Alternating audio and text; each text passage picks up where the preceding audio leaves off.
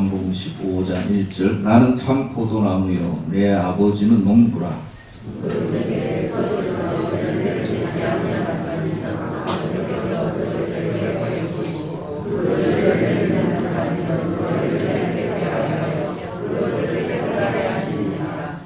너희는 내가 일러준 말로 이미 깨끗하여졌으니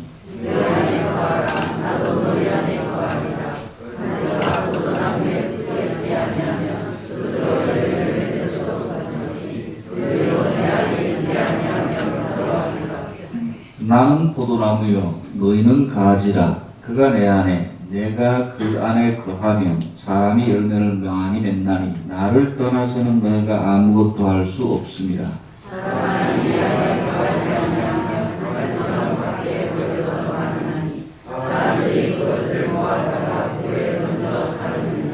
너희가 내 안에 거하고 내 말이 너희 안에 거하면 무엇이든지 원하는 대로 구하라. 그리하면 이루리라. 너희가 열매를 많이 맺으면 내 아버지께서 영광을 받으실 것이요 너희는 내 제자가 되리라. 아멘. 추운 일기 가운데서도 하나님의 따뜻한 은혜와 사랑이 여러분과 각 가정에 임하기를 소원합니다. 오늘 본문 말씀 4절 이하에 보면 본문 4절 이하에 보면 이렇게 말씀합니다. 내 안에 거하라. 나도 너희 안에 거하리라. 오늘 좀 깊이 묵상해 볼 말씀인데요. 다른 여러 구절 읽었지만 오늘 제목이 내가 너희 안에 거하면 이죠. 내 안에 거하라. 나도 너희 안에 거하리라. 가지가 포도나무에 붙어있지 아니하면 스스로 열매를 맺을 수 없다. 이렇게 말씀하고 있습니다. 가지가 포도나무에 붙어있지 아니하면 스스로 열매를 맺을 수 없음 같이 너희도 내 안에 있지 아니하면 그리하리라. 누가 포도나무고 누가 가지인지 분명합니다. 5절 말씀에 연장선상인데요. 6절은 서로 안에 거했으면 좋겠다는 말씀이지요. 그런데 5절에 나는이 예수님이잖아. 예수님께서 하신 말씀입니까? 나는 포도나무에 너희는 뭐라고요? 가지다. 일단은 4절과 좀 떨어뜨려 생각하면 누가 포도나무고 누가 가지인지 분명하게 선포하셨습니다. 누가 포도나무예요? 예수님이 포도나무고 누가 포도나무 가지예요? 예수님이? 너희가 저와 여러분이 가지입니다. 예수님이 포도나무고 저와 여러분은 가지입니다. 우리 성도들은 그 나무에서 뻗어나온 가지임이 분명합니다. 그리고 다시 한번 그가 내 안에 내가 그 안에 거하면 사람이 열매를 많이 맺는다. 이렇게 말씀합니다. 우선 내가 너희 안에 거하면을 묵상하기 전에 먼저 이것을 분명하게 하고 들어가야 됩니다. 여러분, 예수님은 나무시, 우리는 가지입니다. 이게 간단한 말이지만 굉장히 깊은 말씀이에요. 요한복음이 주로 그런데 누가 주예요? 누가 부입니까? 나무가 주예요? 가지가 주예요? 나무가 중요하죠. 나무가 주예요. 가지는 부죠. 주는 주인공이란 말입니다. 주인이라는 말이에요. 먼저 이거를 여러분 받아들이고 싶든 않든 간에 이렇게 선포하셨습니다. 나무 입장에서는 가지가 몇 개 없어도 큰 상관이 없지만 가지는 반드시 나무가 있어야죠. 오늘도 있지만 붙어있지 않으면, 가지가 나무에 붙어있지 않으면, 그러니까 잘라지든지 떨어지면 서서히 말라간다. 마르면 사람들이 모아서 불 떼기 쉽다. 생나무는 안 태우죠. 냄새가 나요. 연기가 나니까. 마른 가지가 잘 타지요. 여러분, 예수님은 나무십니다. 우리는 가지입니다. 그 말은 나무에 꼭 붙어 있어야 됩니다. 가지가 나무에 꼭 붙어 있어야 됩니다. 그래서 우리가 예수 믿는 것은 하나님을 기쁘시게 하고 영광을 돌릴 목적이 가장 크지요. 그러나 그것도 있지만 그 전에 우리가 살기 위해서입니다. 붙어 있어야 살고. 가지는 나무에서 떨어지면서부터 생명력을 서서히 잃어갑니다. 여러분 끝까지 예수 생명나무에 붙어 있으십시다. 우리가 살기 위해서. 우리가 붙어 있을. 그런데 이제 점점 현대로 갈수록 현대 문화가 너희들이 주라고 하잖아요. 그 주가 예수님 하나님이 아니라 너희가 주라고 해요. 그러니까 주인공이 되라고 하잖아요. 그러니까 이게 굉장히 우리에게 좋게 들리는데 무서운 함정이 여기 숨어 있습니다. 우리가 주인공이면 우리가 선택할 수 있어요. 나무 이야기가 나왔으니까. 그러니까 우리가 가지 주제에 붙어 있을 나무를 선택하는 거예요. 그 포도나무 가지인데 우리는 그 포도나무 가지는 어느 나무에 붙어 있어야 돼요? 포도나무에 붙어 있어야 되는데 자기가 주인공이 되면 어떤 현상이 일어나냐면 자기가 포도나무 가지는 잊어버리고 그냥 막 나무를 선택을 하는 거예요. 무화과 나무에 붙어 있을 수도 있고 가시나무에도 붙어 있을 수 있고 백향목 나무에도 붙어 있을 수 있지만 포도나무를 선호하니까 포도나무에 붙어 있겠다.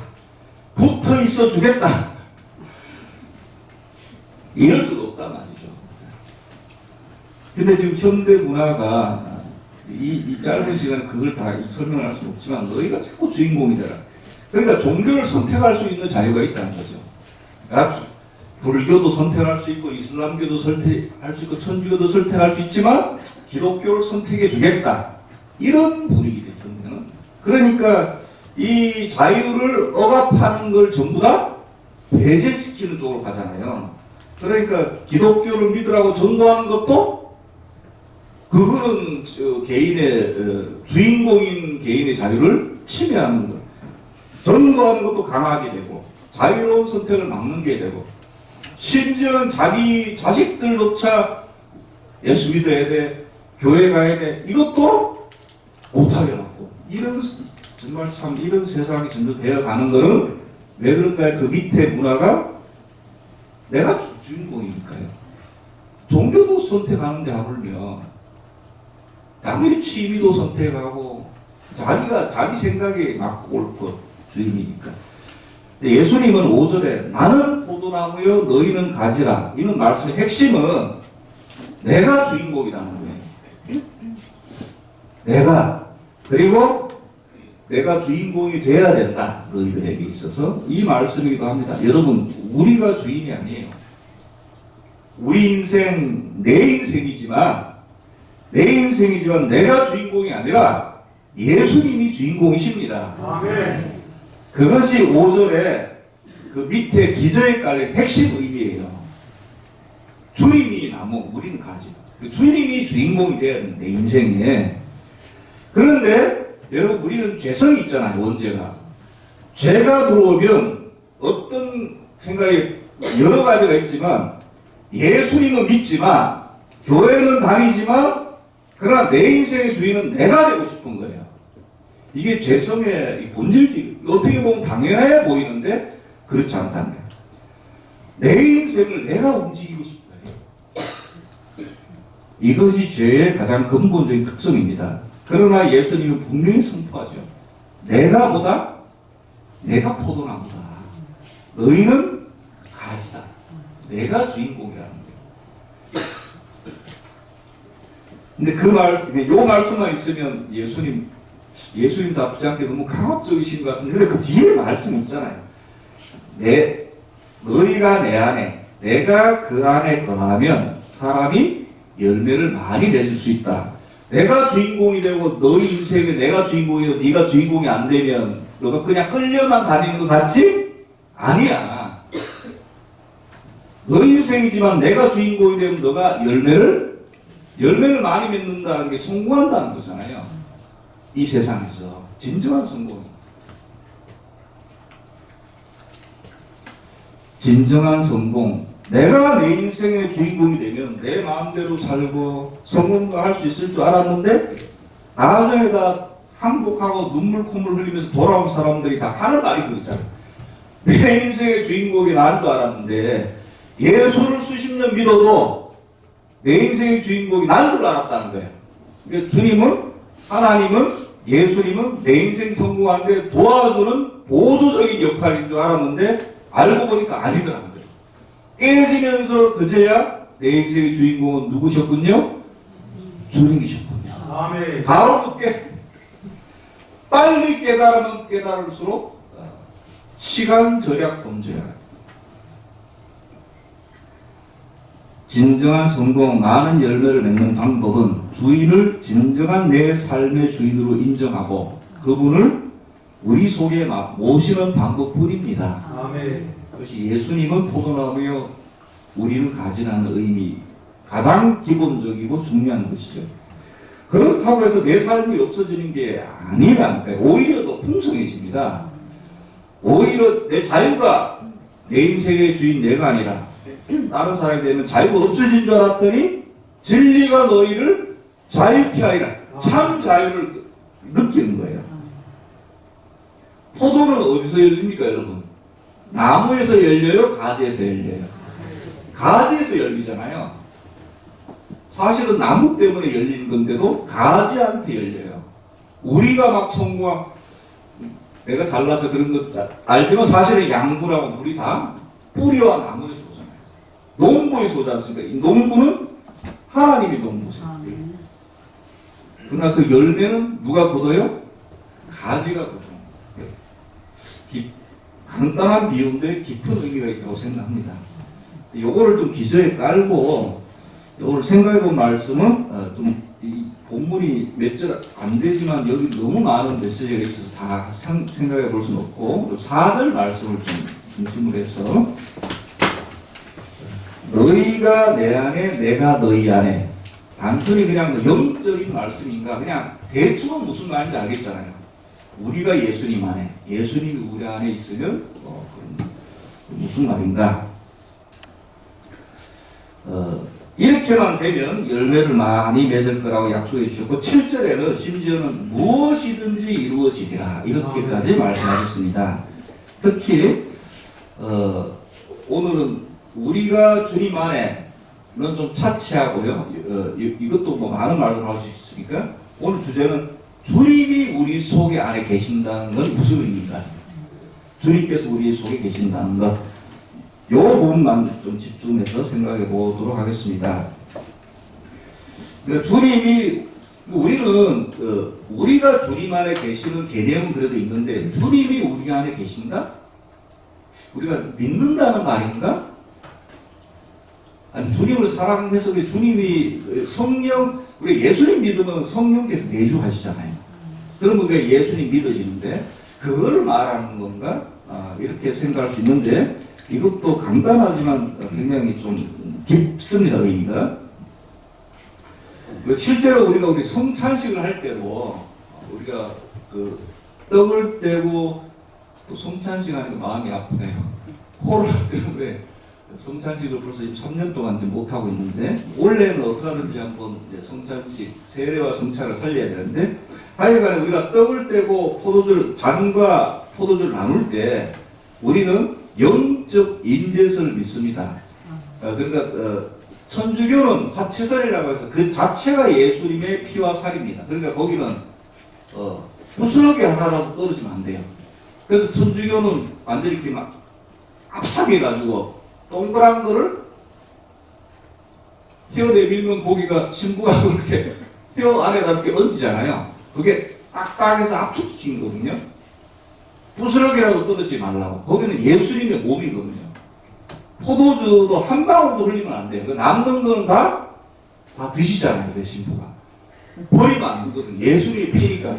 그래서 거기는 그렇고, 우리는 그렇게까지는 안 믿지만, 영적으로 임재한다고 믿어요.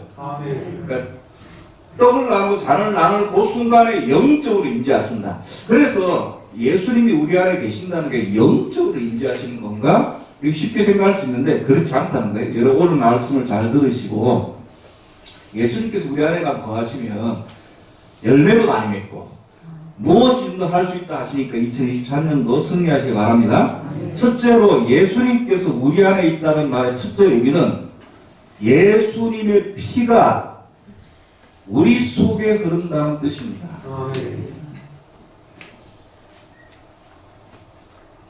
예수님의 피가 우리 속에 어떻게 흐르지?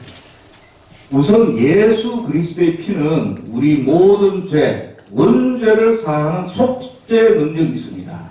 예수님의 피. 그러니까 예수님의 피가 믿는 거죠. 예수 그리스도의 피가 우리 속에 흘러야 우리 모든 죄가 사함을 받습니다.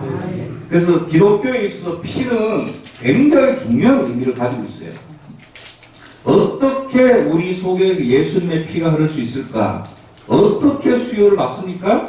우선 우리가 세상의 수혈은 딱 정해져 있죠. 여기 이제 혈관에다가 주사기 해서 피를 이렇게 빼기도 하고 넣기도 하고 그 수혈한다고 해서 그냥 피를 먹는다고 수혈되는 게 아니잖아요. 그냥 먹는다고 항상 주사하는 방법이 있듯이 예수님의 피를 수혈 받는 거는 예수님께서 우리 때문에 피를 흘려셨다.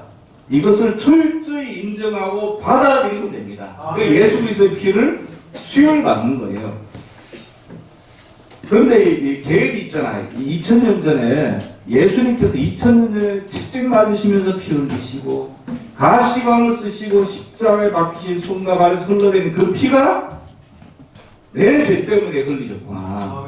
이것을 철저하게 인정하고 받아들이는 의미가 바로 예수님의 피를 수혈 받는 거예요. 우리 속에 예수님의 피가 흘러야 돼요. 그래야 우리 죄가 씻기는 거예요.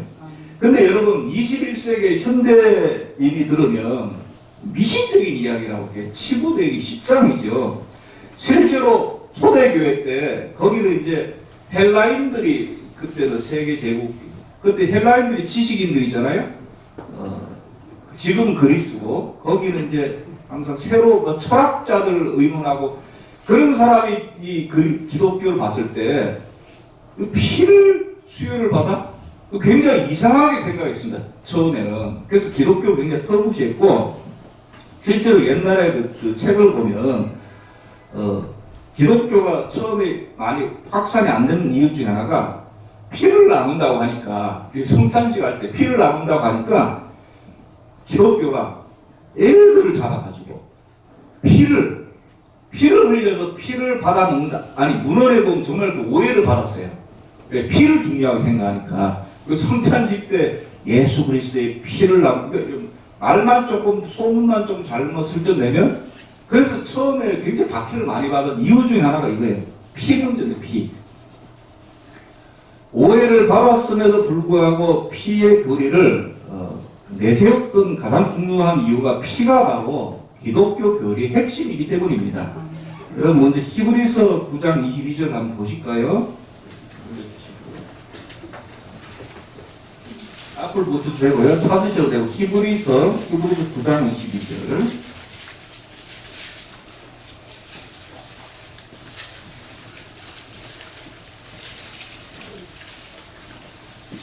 히브리서 9장 22절에 이렇게 말씀합니다. 율법을 따라 거의 모든 물건이 피로써 정결하게 되나니 구약 제사의 핵심이잖아요. 동물을 잡아서 피를 흘리지 않습니까? 피를 뿌리기도 하고 피 흘림이 없은즉 사함이 없느니라. 이렇게 하나님이 정하셨어요. 율법으로. 왜 그렇게 정하셨는지는 모르겠습니다. 그러나 하나님 그렇게 법을 정하셨어요.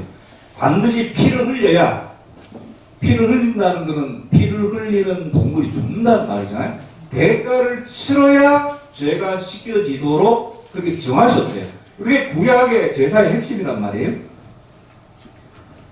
그래서 죄 지은 자가 자기가 죽을 수 없으니까 정결한 동물을 제사장 앞에 끌고 가서 내 죄를 동물에게 죄를 시키고 그 동물을 잡아서 피를 흘리면 그 죄는 씻겨지는 그런 원리 아닙니까? 제사 핵심인데, 그러면 그 죄는 씻겨지지만 또 살다가 보면 또 실수할 수 있고 또 죄를 지면 또 끌고 가가지고, 그러니까 이제 제사가 계속되잖아요.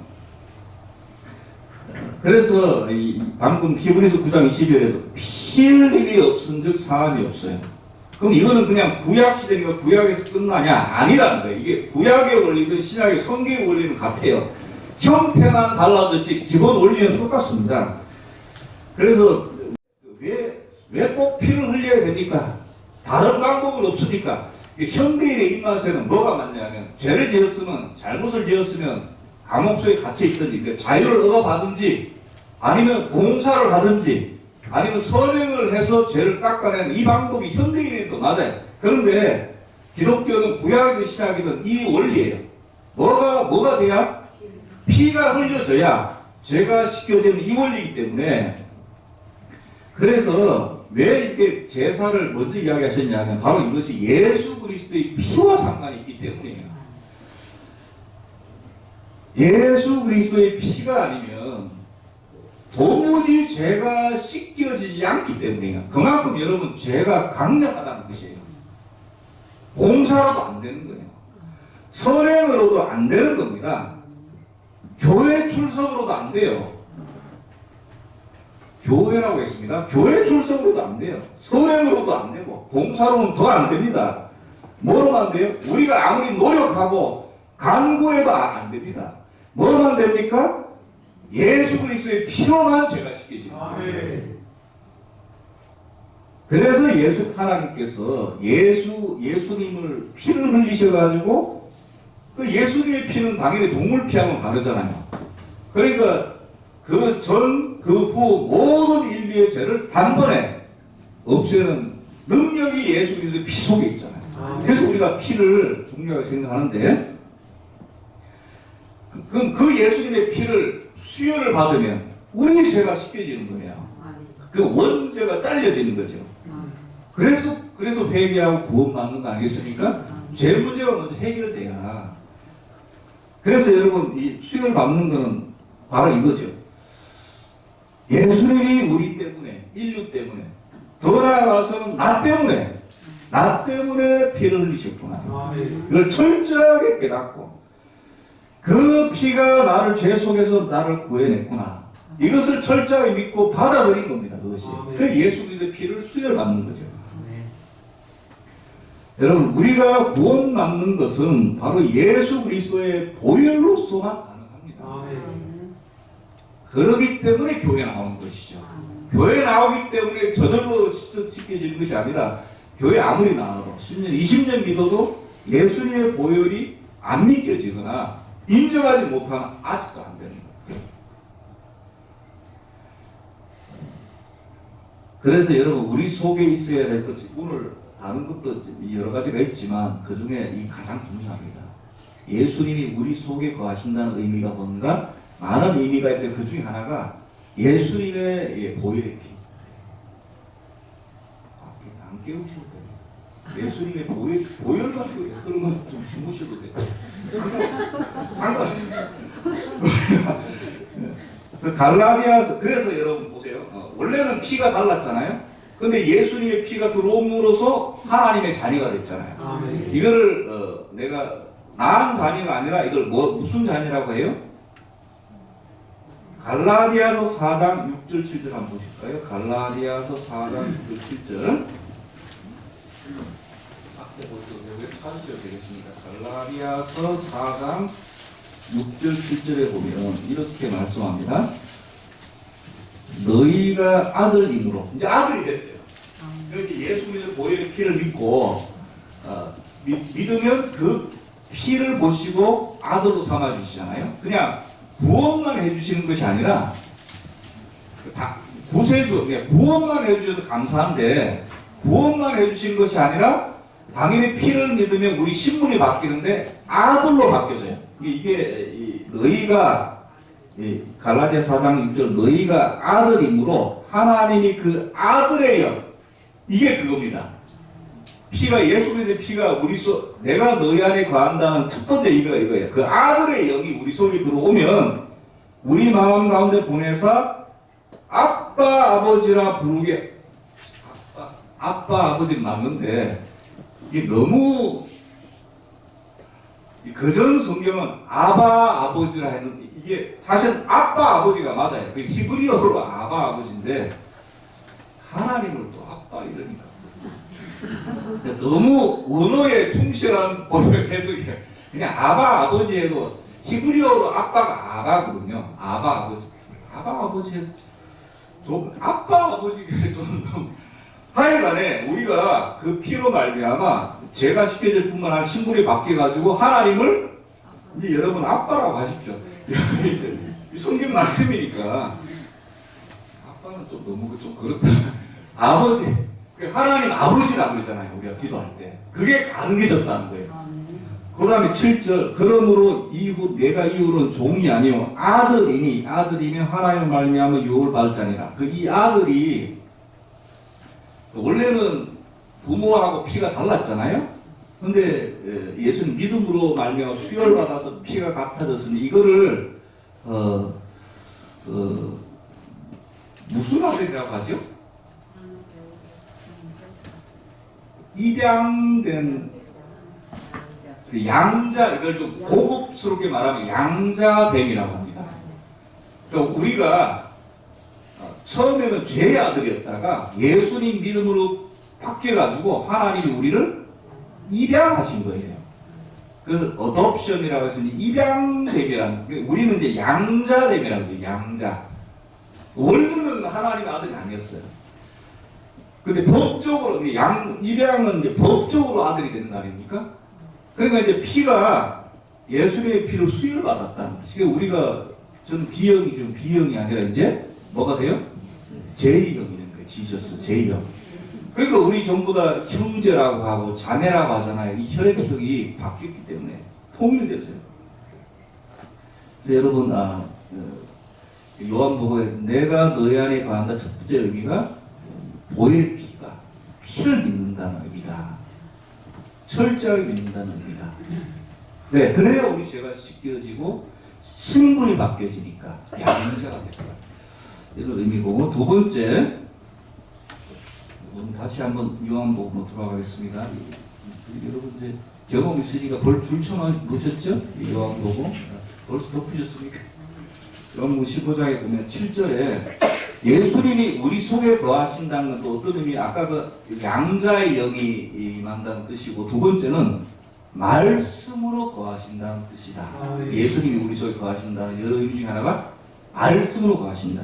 7절 말씀에 보시면 너희가 내 안에 거하고 내 말이 너희 안에 거하며, 그러니까 내가 아까 위에는 내가 너희 안에 거한다고 표현하셨지만 이번에는 내 말이 너희 안에 거한다. 이렇게도 표현하십니다. 요한복음의 중요한 핵심 중에 하나가 예수님께서 로고스, 말씀으로 소개를 하거든요. 태초부터 말씀으로 계신 분이라. 예수님 이꼬로 말씀. 우리는 말이 다르고 행동이 좀 다르잖아요. 인간이기 때문에. 예수님은, 하나님은 곧 말이 결국 실행이고, 실행이 능력이고, 능력이 곧 그분이에요. 그래서 말씀으로 해도 그 말씀이 우리 안에 거하신다. 이 말이다. 내가 너희 안에 거한다는 것은 요한복음 1장 1절에도 태초에 말씀이 계시니라. 이 말씀이 하나님과 함께 계셨으니 이 말씀은 곧 하나님이시니라. 그 말씀과 하나님, 말씀을 예수님과 동등하게 이렇게 소개를 하고 있습니다. 그래서 여러분, 우리가 하나님 말씀을, 제가 무슨 잔소리 하실지 예상이 들죠? 하나님 말씀을 어떻게 하는지 많이 읽고 묵상하고 쓰고 암송해야 되는 이유 중에 하나가 이겁니다. 예수님을 우리 속에 모셔드리는 게 되거든요. 말씀과, 우리는 말씀 읽는 것과 주님 모시는 것 다 따로지만 하나님 보시기에는 똑같은 행위예요. 그래서 여러분 말씀을 어떻게 하든지 많이 읽으시고 많이 묵상하시고 암송하는 한 해가 되길 바랍니다. 그래서 이 말씀이, 그래서 자꾸 묵상하고 낮으로 밤으로 암송하고 이러다 보면 이 말씀이 체화된 이 신비에 새겨지지 않습니까? 그러면 우리는 변하기 싫어도 말씀 자체에 능력이 있기 때문에 예수님이 우리 속에 거하시는 거기 때문에 혼과 골수와 관절을 찔러 쪼갠다는 말씀처럼 그렇게 된다는 거예요.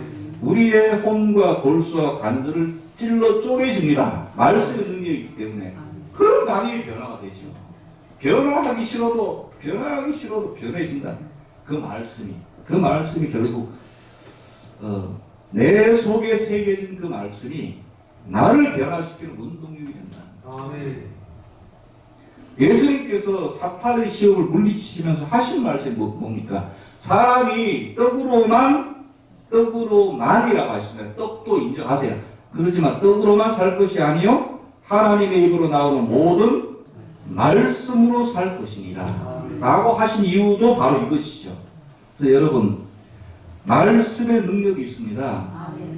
말씀을 먹어야 됩니다. 우리가 식사는 한 끼 놓치면 아주 뭐가 무너질 것처럼 한 시간만 늦어도 막 그러면서 하나님 말씀 많이 드세요. 구체적으로 체계적으로 드시고 너무 많이 드시지 말고 요새는 그냥 적당히 맛있게 영양 섭취를 잘 하시되 모두 같이 한번 해보자고 그래. 왜? 하나님이 예수님께서 말씀으로 가신다 하시니까 제 이야기가 아니라 성경 말씀이니까. 여러분 올해 오늘 광고도 할 건데요. 암송 대회를 할 지금 계획 중에 있습니다. 그래서 지금 특히 여러분 주보에 이제 그냥 버리고 가지 마시고 여기 암송 대회 할 때 70% 이상은 2023년도 요 암송 구절이 매주 하나씩 나가는 거 아시죠? 요걸 꼭 암송하셔가지고 하나님 말씀도 듣고 예수님도 모셔드리고 상품도 많이 받으시는 은혜로운 한 해 되시기 바라겠습니다. 그래서 1년쯤 쌓여야 되니까 10월, 11월, 12월 중에 지금 계획 중에 있다는 것도 염두해 주시기 바랍니다. 더 중요한 것은 내가 너희 속에 거한다는 건 무슨 뜻이냐? 말씀으로 거한다는 뜻이다. 말씀으로. 세 번째, 예수님이 우리 안에 거하신다는 것은 우리 몸에 마음과 생각이 아닙니다. 이건 당연하고요. 예수님이 우리 속에 거하신다는 것은 우리가 양자의 마음이 될 테고 특히 이제 성경 말씀이면 그래도 머리 혹은 마음이 될 테죠. 그것뿐만이 아니라 예수님이 우리 속에 계신다는 것은 우리 몸에 예수님의 흔적이 남는다는 뜻입니다. 그러면 우리 몸이라고 했어요. 몸에 흔적이 없으면 예수님을 모신 걸까? 의심해도 충분합니다. 그러니까 예수님은 뭐 철학적이고 형이상학적으로 머무는 존재가 아니라 우리 마음에 정말 모시면 예수 그리스도의 영, 피는 우리 심장과 마음에 머물지만 예수님의 우리 속에 모시면 몸에 흔적이 생겨요. 우리 몸에 무슨 흔적이냐면 예를 들어서 우리 속에 병균이 들어오면 막 백혈구 같은 경찰세포 싸우지 않습니까? 싸워서 이기면 뭐가 남습니까? 자연적인 백신이 남잖아요. 우리가 막 코로나 백신을 맞는 이유는 그 강제적으로 백신을 만들려고 하는 거고 코로나 걸렸다 나으면 뭐가 남죠? 백신이 남고 못 이기면 뭐 폐가 어디 상하거나 그 육체에 뭐가 흔적이 남잖아요. 흔적이 남거든요. 그러니까 예수님께서 우리 속에 모시면 흔적이 남습니다. 사도 바울은 그렇게 해서 이렇게 갈라디아 교인에게 이렇게 말합니다. 누구든지 나를 괴롭게 하지 말아라. 왜? 내가 내 몸에 내 마음이 아니에요. 내 생각이 아니에요. 내 영이 아니라 내 몸에 예수의 흔적을 지니고 있노라. 그러니까 예수 믿으면서 예수 말씀을 증거하다 보니까 핍박을 많이 받아가지고 여러분 사도 바울은 흔적이 얼마나 많이 남아. 돌로도 서서 거의 거반 죽은 적도 있고 뭐 매로 맞은 적도 있고 뭐 별의별 핍박을 받았잖아요. 그러니까 여러분 그 흔적이 상처가 몸에 남겠습니까 안 남겠습니까? 당연히 남고 말고요. 온몸이 아무래도 저걸 거였어요.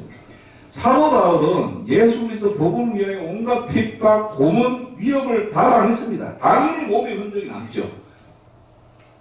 수많은 선지자 사도들 역시 육체에 예수 믿는 흔적을 남기셨어요. 그래서 야고보서를 쓴 야고보, 이제 예수님의 육신 동생인데요. 나중에 이제 별명이 낙타무로요, 낙타무로. 옛날에는 무슨 방석이 어디 있습니까? 예루살렘 교회를 섬기면서 딱딱한 무릎에 얼마나 기도를 했던지 무릎이 낙타 무릎처럼 딱딱해졌다고 해서 낙타무릎, 별명이 낙타무릎. 요즘은 근데 참 편해져서 낙타무릎 만들기도 힘든 게 기독교 서점에 가니까 기도 의자 팔더라고요. 이렇게 힘드니까 관절 아프니까 이렇게 딱 기도 의자 앉아서 이렇게 꾸르면 좀 편한가 봐요. 저도 낙타 무릎은 안 될 것 같습니다. 워낙 학습이 철마다 예쁜 거 갈아주셔가지고 안 쓸 수도 없고. 무슨 말씀 하려는지 아시겠지? 여러분 기도를 많이 하시다 보면 무릎이 딱딱해지잖아요. 찬양할 때 손바닥에 흔적이 남겠습니까? 안 남겠습니까? 남잖아요. 예수님께서도 육신에 성도들을 사랑한 흔적을 남기셨어요. 예수님 분명히 부활체거든요. 우리 부활체 몸을 받으면 모든 흔적이 싹 사라지는데 예수님이 일부러 남기신 것 같아요. 어디에 흔적이 남았죠?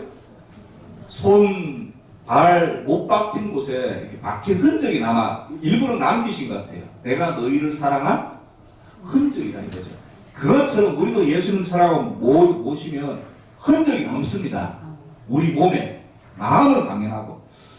목사님, 저는 예수님 믿었지만 이 사도 바울처럼 핍박 한 번 당해본 적 없고 고문당한 적도 없고 감옥처럼 근처도 안 갔는데 여러분 저도 뭐 멱살을 한번 잡힌 적이 있어요. 멱살을 한번 잡힌 적이 있어도 근데 이것도 여러분 기도하시다가 무릎이 좀 딱딱해진 것도 흔적이고 기도 남 흔적이고 여러분 가장 큰 흔적은 여러분 주님 사랑하시면 얼굴이 펴요 안 펴요? 펴면 어디 뭐가 생깁니까? 눈가에 주름이 자글자글. 사랑과 기침을 숨길 수 없다 그러는데 예수님 믿고 모시고 너무 기쁘면 기쁩니까 안 기쁩니까? 힘들어도 기쁘고 힘들어도 교회만 오면 할렐루야 아멘. 하나님. 그러면 눈가에 주름이 생겨요 안 생겨요? 생기잖아요. 더 빨리 생기잖아요. 그것도 흔적이라고 생각합니다. 육신에 남긴 흔적. 육신에 예수님을 모신 사람은 흔적이 남게 돼 있어요. 어디든지. 여러분 좋은 흔적 남기를 바랍니다. 정말 반복.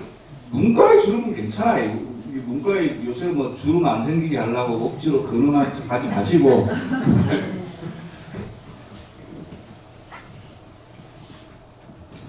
흔적이 크든 작든 중하든 약하든 예수를 마음에 모신 자는 다 흔적을 가지고 있는 줄 믿습니다. 그 흔적을 자랑스럽게 여기는 저와 여러분 되셨으면 좋겠어요. 예수 믿는 흔적. 사도 바울 당당하게 괴롭게 하지 마라. 시비 건 사람이 하도 많아. 사도 바울이 적이 많았는데 내 몸에 예수의 흔적을 가지고 얼마나 당당합니까? 얼마나 멋있어요? 저만 멋있습니다. 저는 이런 말씀이 참 은혜롭고 별것 아닌 그냥 흘러 넘길 수 있지만 저는 제가 목회자라서 그런지 참 멋있는 말씀 같아요. 내가 내 몸에 예수의 흔적을 가지고 있다. 핍박받는 건 괴롭지만, 박해받는 건 아프지만, 고생스럽지만, 믿음 가지고 이겨내려고, 죄와 싸우려고 하다 보면 당연히 뭐 육체의 흔적이 남죠. 근데 그것을 자랑스럽게 여기시는 저와 여러분 되시기 바랍니다. 네 번째로 예수님이 우리 속에 계시면 필연적으로 예수님 향기가 납니다. 이게 흔적하고 좀 비슷한데 이게 향기가 이렇게 막 바래져요. 그리고 이 향기는 이 세상 무엇보다도 아름다운 냄새인 줄로 믿습니다. 향수로 뭐 유명한 브랜드가 많은데 저는 뭐 샤넬밖에 몰라요. 이어서 샤넬. 뭐 향수도 종류가 많은데 가장 향기로운 향기는 아름다운 향기는 예수 모신 자가 내는 향기인 줄로 저는 믿어요. 특히 우리 형제도 마찬가지로 우리 자매들 가장 좋은 향기.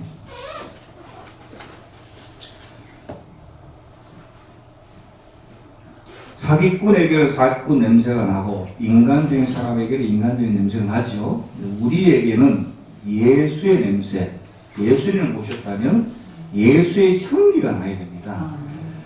우리에게 예수의 향기가 나지 않고 세상의 냄새가 난다면 우리 속에 예수님을 모시고 있지 않다는 뜻이 됩니다. 제가 예수 향기만 생각하면 항상 이 책이 떠오르는데 이게 제가 몇 번 소개를 해드렸어요. 어떤 스님이 쓰신 책인데 책 제목이 향산 종이 향내나고 기억나시죠? 전에는 향을 많이 씁니다. 이게 꼽아서 향을 많이 피우는데 향을 항상 이 목구멍을 이렇게 종이에 싸서 팔지요. 그렇게 파는데 근데 종이지만 향을 싼 지 오래되면 그 향을 빼도 종이에서 한동안에 향내가 납니다. 그러니까 향산 종이 향내나고 이 책 제목인데 그런 의미인 것 같아요. 향은 아마 부처를 말하는 걸 거고 싸는 종이는 부처를 믿는 중생들을 말하는 것 같아요. 그래서 부처를 마음속에 모시면 저절로 부처 향기가 난다 이런 뜻 같습니다.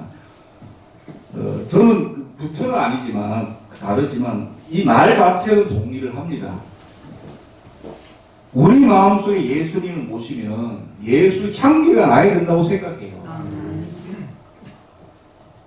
어느 순간 예수의 향기가 줄어들거나 아니면 나지 않는다면 내 겉으로는 아무리 교회 다니고 예수 믿는다고 하지만 향기가 안 나면 그것은 아직도 내 속에 주인이 나라든지 아니면 이 세상이 슬그머니 들어왔다는 증거라고 생각합니다. 여러분, 저와 여러분에게는 예수 그리스도의 향기가 나야 됩니다. 말 안 해도. 제가 밖에 나가면 목사님 누가 알겠어요? 제가 밖에 나가면 타이틀이 뭘까요? 그래, 아저씨. 아저씨예요, 제가. 여러분에게는 목사님이지만 그냥 밖에 나가면 아저씨예요. 근데 가끔 가다가 뭘 슈퍼나 마트에서 뭐 사고 뭐가 이렇게 돈을 더 받으면 찝찝하잖아요. 여러분도 그렇게 하시죠? 돌려드리잖아요. 그냥 이렇게 넣습니까?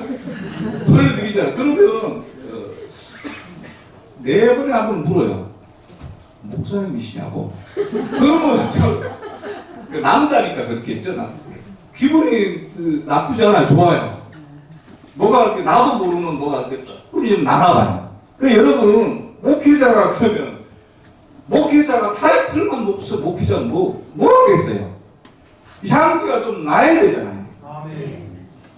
물론 목회자도 사람이니까 약점도 있고 하지만 세상 사람은 아저씨 똑같으면 그게 뭐가 목회자예요? 뭐 좀 다른 거랑 조금이라도 있어요. 향기가.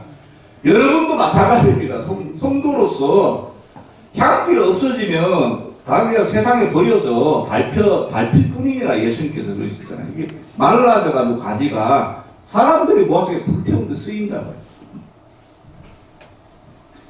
여러분 목회자뿐만 아니라 지난주에 우리 재직도 여러 부서 사명자를 세웠는데 저와 사명자 여러분 어떤 파트든지 공통점은 바로 예수님을 모시고 있다는 거예요. 예수님을 주인 삼아서 예수님께서 하신 말씀대로 각 파트를 맡아서 열심히 하는 겁니다. 그러나 올 한 해 저와 여러분 예수 향기 날리는 그런 사명자 되십시다. 예수님을 들으면 예수 향기 나요. 저와 여러분의 자아는 좀 들어가고 예수님만 들으면 그런 저와 여러분 되십시다. 예. 예. 마지막으로 이 예수님이 우리 속에 들어있으면 필연적으로 예수의 능력이 우리를 통해서 나타나야 되는데요.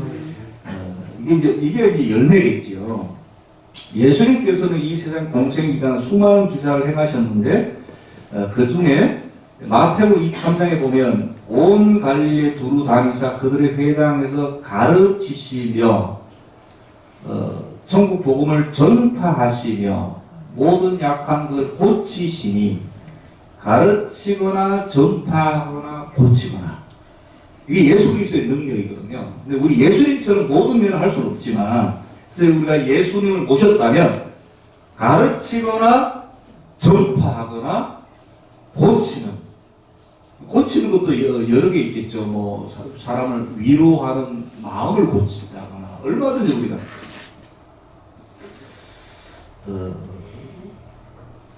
가르치거나 전파하거나 전도 얼마든지 여러분 매주 목요일 우리 전도합니다. 3시에 꾸준히 오셔서 전도하세요. 전파하거나 가르치거나 고치거나 이런 예수 그리스도의 능력이 저와 여러분을 통해서 증거될 때 예수를 모신 사람이다. 마무리를 좀 하겠습니다. 여러분 예수님께서 주신 이 능력은 제자들에게 주신 것만 아닙니다. 당시 그 제자들에게만 주신 것이 아니라 제자들뿐만 아니라 모든 권세를 주셨습니다. 이거 믿으시고 나아가시는 저와 여러분 되시길 바라겠습니다. 정리하겠습니다. 우리 속에 예수님이 계시다는 것은 말과 생각만으로 고백될 수 없습니다. 우리 속에 예수 그리스도의 피가 흐르고 예수 그리스도의 영이 흐르고 말씀이 새겨지고 우리 육체에 예수 믿는 흔적이 있는 것이며 예수 그리스도의 향기를 풍기고 우리 모든 삶 속에 예수 그리스도의 능력으로 세상을 이겨내는 것입니다. 2023년도 예수님을 마음속에 모셔드려서 향기도 날리고 은혜도 끼치고 능력도 바라시고 많은 열매를 맺으시는 저와 여러분들 다 되시기를 소원합니다. 기도드리겠습니다. 하나님 아버지 은혜 감사드립니다. 나는 포도나무에 너희는 가지 마셨습니다. 포도나무 주인 되신 주님께서 우리 속에 내주하셔서 우리의 진정한 주인이 되어 주시옵소서. 내 자신의 자아와 고집과 자존심은 주님 말씀 앞에 다 내려놓을 수 있도록 하여 주시고 우리 속에 예수 그리스도의 피가 보이는 피로 말미암아 죄가 씻겨졌으며 예수님을 모심으로 주님 향기 날리는 주님의 능력으로 말미암아 이 세상 세상 승리하는 그런 저들 될 수 있도록 주님 인도하여 주소서. 주님께서 말씀으로 언약하신 것처럼 나를 떠나서는 너희가 아무것도 할 수 없다. 내가 너희 안에 거하면 많은 열매를 맺는다.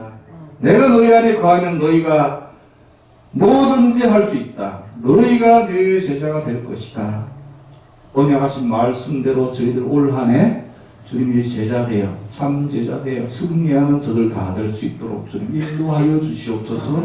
예수 그리스도 이름으로 기도드렸사옵나이다. 아멘.